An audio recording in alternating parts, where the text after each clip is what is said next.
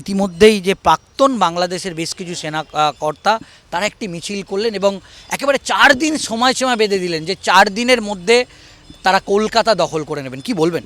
দেখুন, বাঙাল ভাষায় একটা কথা আছে, অবদের গোবদে আনন্দ। বাংলাদেশের আমাদের ভারতবর্ষের একজন হাবিলদারও এই ধরনের বিবৃতি দেবেন না। বাংলাদেশের সেনাকর্তাদের এই বিবৃতি প্রমাণ করে তাদের সেনাদের স্ট্যাটাসটা কী বা ক্ষমতা কী। শুধু মমতা ব্যানার্জি যদি বলেন এখানকার তৃণমূলের কর্মীরা গিয়ে বাংলাদেশ দখল করে নিতে পারে, সেনা দরকার নেই, পুলিশ দরকার নেই, সিভিক পুলিশ দরকার নেই, শুধু মমতা ব্যানার্জি বলবেন এখানকার তৃণমূলের কর্মীরা গিয়ে বাংলাদেশটা দখল করে নিতে পারে। সুতরাং এটা তো হাস্যকর ব্যাপার যে একটা সেনা প্রধান বা সেনাদের দ্বারা মুখপাত্র বা প্রাক্তন সেনা কর্মী, এবং তাদের মধ্যে দেখলাম কিছু জেনারেল, কর্নেল, মেজর এরকম ধরনের স্ট্যাটাসের লোক আছে, তারা এই ধরনের কথা বলছেন। তাদের প্রমাণিত যে একটা সেনাবাহিনীর কী দুরবস্থা বাংলাদেশে আছে। তারা লড়াই করবে কি? তাদের লড়াই ফেসবুক, তাদের লড়াই হচ্ছে সোশ্যাল মিডিয়াতেই। রাস্তায় নেমে লড়াই করার ক্ষমতা নেই। শুধু তৃণমূলের কর্মীরা মমতা ব্যানার্জি অর্ডার দিলে বাংলাদেশ দখল করে নিতে পারবে। শান্তদা, আমরা একটা বিষয় দেখলাম যে বিএনপি নেতারা তারা যে ভারতীয় যে দূতাবাস, সেই দূতাবাস তারা ঘেরাও করেছিল এবং দেখলাম যে ভারতীয়ের শাড়ি থেকে সমস্ত জিনিসপত্র তারা আগুন দিয়ে পুড়িয়ে দিচ্ছে এবং একটা ভারত বিদ্বেষী সুর দেখা যাচ্ছে এবং তারা কিন্তু লাগাতার আমরা দেখছি তারা ভারতকে টার্গেট করছে। কি বলবেন? দেখুন, বাংলাদেশের মৌলবাদকে বেঁচে থাকতে হলে সব টার্গেট হচ্ছে ভারতবর্ষ। ভারতবর্ষ বাংলাদেশিদের কাছে বা মুসলমানদের কাছে, বাংলাদেশের মুসলমানদের কাছে একটা হিন্দুর দেশ। তা হিন্দুর দেশ বলে তাকে সবসময় টার্গেট করতে হবে ভারতবর্ষকে।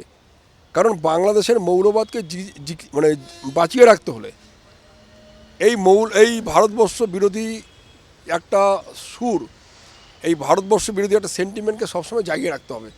এটা বাংলাদেশে হয়েছে, পাকিস্তানও হয়েছে।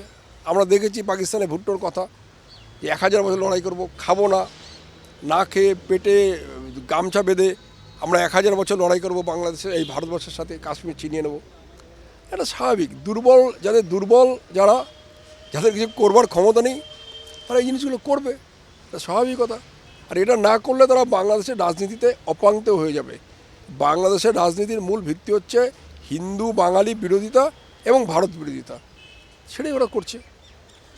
আমরা যেটা দেখছি যে তৃণমূল কংগ্রেসের পক্ষ থেকে মুখ্যমন্ত্রী মমতা বন্দ্যোপাধ্যায় তিনি বলেছেন যে প্রয়োজন হলে শান্তি সেনা তাদের বাংলাদেশে পাঠানোর বিষয়ে তিনি সওয়াল করেছেন। তথাগত রায় তিনি গতকাল বলেছেন যে হিন্দুদের জন্যে সেখানে সেনা পাঠিয়ে বাংলাদেশি একটা হিন্দু রাষ্ট্র, হিন্দুদের আলাদা করে সুরক্ষা দেওয়ার জন্য সেখানে ব্যবস্থা করার কথা বলেছেন। কি বলবেন? দেখুন, মমতা ব্যানার্জির কথা যেটা বলতে চাই, ভারতবর্ষে মানে পশ্চিমবাংলায় মুসলমান ভোট ব্যাংক ওনার খুব দরকার। তাই স্বাভাবিকভাবে খুব শান্তভাবে শান্তি সেনার কথা বলেছেন। কখনো বলেননি কারা ওখানে আক্রান্ত এবং কারা মানে আক্রমণ কারা করছে, আক্রমণকারী আর আক্রান্ত এই দুটোর যে বিভাজন সেটা করেনি। কমিউনিস্ট পার্টির যে মুখপাত্র সিপিআইএমের যে প্রেস স্টেটমেন্ট, সেখানে একই কথা বলা হয়েছে। হিন্দুরা, ওখানে একটা কথা লেখা হয়েছে যে হিন্দুরা নির্যাতিত, কারা নির্যাতিত একবারও বলা হয়নি। আর তারপরের প্যারাগ্রাফে লেখা হয়েছে যে ভারতবর্ষে হিন্দু মৌলবাদ বিজেপি বা আরএসএসের নেতৃত্বে এখানে মুসলমানদের অত্যাচার করে। স্ট্রেঞ্জ। কংগ্রেসের যে বক্তব্য, কোনো জায়গায় মুসলমান কথাটাই বলা হয়নি, হিন্দু কথাটাও বলা হয়নি। কিন্তু বাস্তব যেটা হচ্ছে, বাংলাদেশে বাঙালি হিন্দুরা নির্যাতিত এবং বাংলাদেশে মুসলমানরা বাঙালি হিন্দুদের মারছে।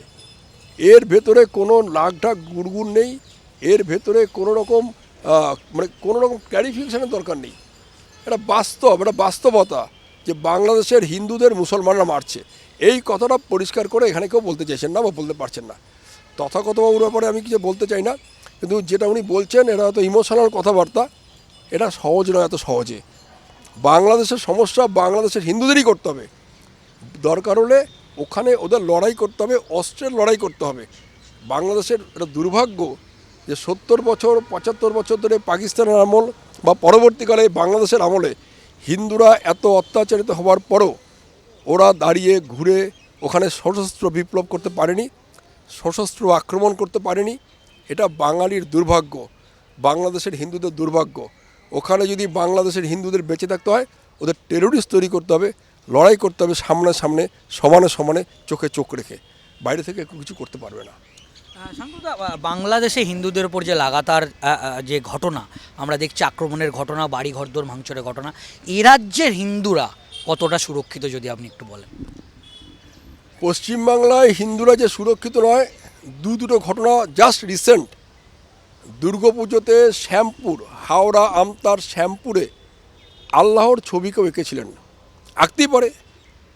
আমার মনে হচ্ছে, আমি একজন ধর্মপ্রাণ মুসলমান হিসেবে মনেও করতে পারি, বা মুসলমান না হয়েও মনে করতে পারি আল্লাহ আমার চোখে এরকম। তার পরিপ্রেক্ষিতে শ্যামপুরের কি ঘটনা আমরা জানি। কয়েকদিন আগে বেলডাঙ্গাতে একই ঘটনা ঘটেছে। কিছুদিন আগে আমাদের যিনি ওই মেয়র, তিনি পরিষ্কার জানিয়েছেন যে যারা ইসলামকে গ্রহণ করেননি তারা দুর্ভাগ্য তাদের, এবং প্রত্যেককে ইসলামের দাওয়াত দিতে চান। এর আগেও মিনি ক্যালকাটা, মিনি পাকিস্তানের কথা উনি বলেছেন। আজকে বেশি দূর যেতে হবে না, ধর্মতলা যান, একটা হকারকে পাবেন না যে হিন্দু।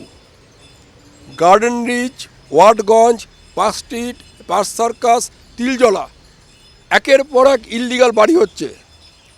হিন্দু এরিয়াতে ইললিগাল বাড়ি হলে কর্পোরেশন এসে ভেঙে দেয়, পুলিশ এসে ভেঙে দেয়, ওখানে ভাঙতে পারে না। আজকে ট্রাফিক আইনটা দেখুন, আপনি হেলমেট না পরলে সল্টলেকে পুলিশ আপনাকে ধরবে। রাজাবাজারে, পার্ক সার্কাসে, মেটিয়া বুঝে গার্ডেন নিচে পুলিশ ধরতে পারবে না। অর্থাৎ থ্রেট কিন্তু দেওয়া শুরু হয়েছে এইভাবে, ইনডাইরেক্টলি এবং কিছু কিছু ক্ষেত্রে ডাইরেক্টলি। বাঙালি হিন্দুরা আদৌ সুরক্ষিত নয়। ইতিমধ্যেই যে প্রাক্তন বাংলাদেশের বেশ কিছু সেনা কর্তা তারা একটি মিছিল করলেন এবং একেবারে 4 দিন সময়সীমা বেঁধে দিলেন যে 4 দিনের মধ্যে তারা কলকাতা দখল করে নেবেন। কি বলবেন? দেখুন, বাঙাল ভাষায় একটা কথা আছে, অবদের গোবদে আনন্দ। বাংলাদেশের আমাদের ভারতবর্ষের একজন হাবিলদারও এই ধরনের বিবৃতি দেবেন না। বাংলাদেশের সেনাকর্তাদের এই বিবৃতি প্রমাণ করে তাদের সেনাদের স্ট্যাটাসটা কী বা ক্ষমতা কী। শুধু মমতা ব্যানার্জি যদি বলেন এখানকার তৃণমূলের কর্মীরা গিয়ে বাংলাদেশ দখল করে নিতে পারে, সেনা দরকার নেই, পুলিশ দরকার নেই, সিভিক পুলিশ দরকার নেই, শুধু মমতা ব্যানার্জি বলবেন এখানকার তৃণমূলের কর্মীরা গিয়ে বাংলাদেশটা দখল করে নিতে পারে। সুতরাং এটা তো হাস্যকর ব্যাপার যে একটা সেনা প্রধান বা সেনাদের দ্বারা মুখপাত্র বা প্রাক্তন সেনা কর্মী, এবং তাদের মধ্যে দেখলাম কিছু জেনারেল, কর্নেল, মেজর এরকম ধরনের স্ট্যাটাসের লোক আছে, তাদের প্রমাণিত যে একটা সেনাবাহিনীর কী দুরবস্থা